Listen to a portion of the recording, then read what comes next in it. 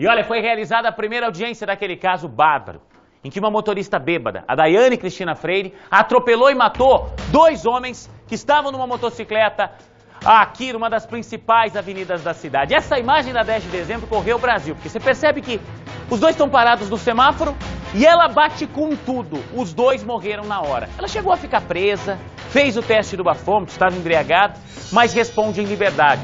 E a nossa equipe acompanhou de perto essa audiência, agora, no nosso balanço. A audiência começou com mais de 1 hora de atraso, já que uma testemunha demorou e a outra simplesmente não foi. A família das 2 vítimas estavam ansiosas e viam na justiça uma esperança. A mãe de Jean Alves Goulart, de 26 anos, que era passageiro da moto, conta que a vida dela mudou completamente. Perde a vontade de viver. Tiraram um pedaço de mim. Mudou a vontade de viver, mudou a vontade de comer, mudou a vontade de andar.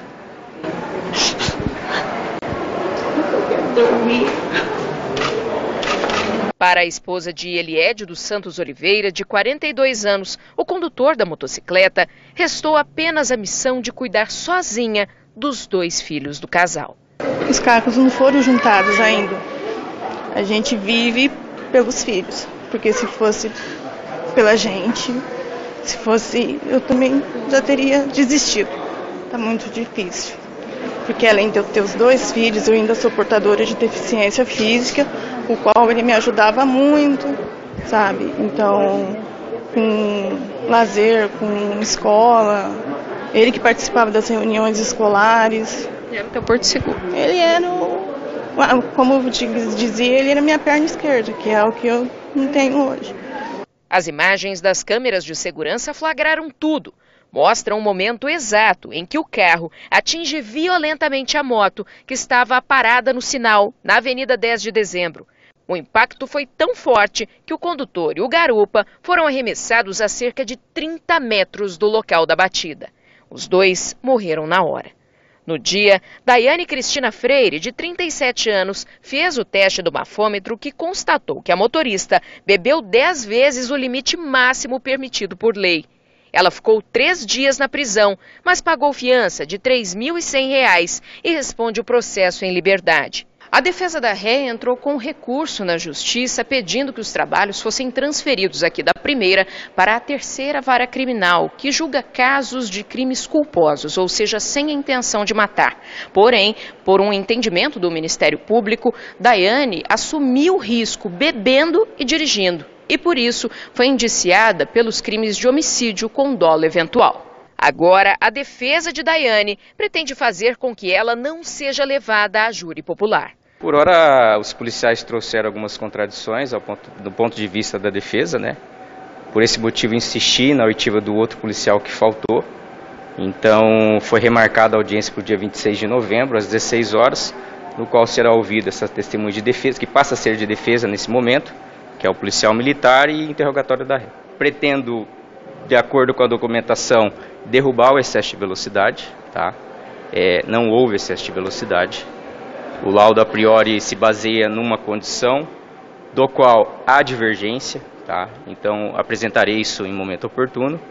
E basear apenas e tão somente no etilômetro, então, nós vamos discutir em relação a essa prova ainda. Se o tribunal acatar os argumentos dessa defesa, o processo retorna para a terceira vara criminal. Mas, para a acusação, essa possibilidade é quase impossível. É claro que estava embriagado. A policial foi bem objetiva a dizer que deu a opção dela fazer ou não, mas na hora ela preferiu fazer. E uma coisa é certa, os 2 corpos lá estavam, tinha ingerido bebida alcoólica e avançou o sinal vermelho. No caso de júri, então, doutor.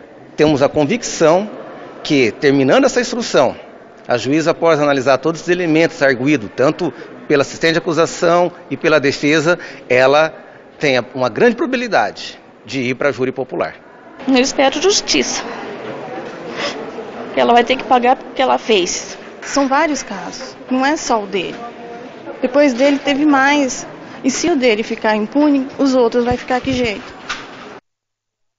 O nosso papel, fazendo jornalismo imparcial e sério como a gente faz, é sempre ouvir os 2 lados, tá? Então a gente ouviu aí o advogado das famílias, o advogado de acusação e o advogado de defesa dessa motorista. E o advogado de defesa, a lei prevê isso, que ele tem todo o direito de buscar formas de inocentar sua cliente. Ele insiste em dizer, olha, ela não estava na velocidade acima do permitido. Só lembrando que em grande parte ali da 10 de dezembro, 60 km por hora, tá? Tem partes onde a velocidade é até menor. E aí, eu quero que você veja essa imagem. Põe o WhatsApp para mim aqui, 991210893. Eu não sou técnico, não sou perito, você também não é. Mas você concorda comigo que se alguém estivesse a 50 ou até 60 km por hora, enche a tela, Diego, aconteceria isso? Perceba a forma como as pessoas foram arremessadas. Os dois que estavam na moto foram arremessados para o alto, a motocicleta foi arremessada.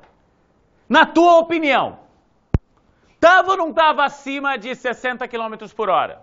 Repito, a gente não é técnico, mas a gente vê a imagem, e eu sei que você está vendo também, eu já dei aqui a minha opinião. Eu acho que estava acima, porque 50, 60 por hora, primeiro que você freia, e segundo que o impacto não vai ser tão forte assim.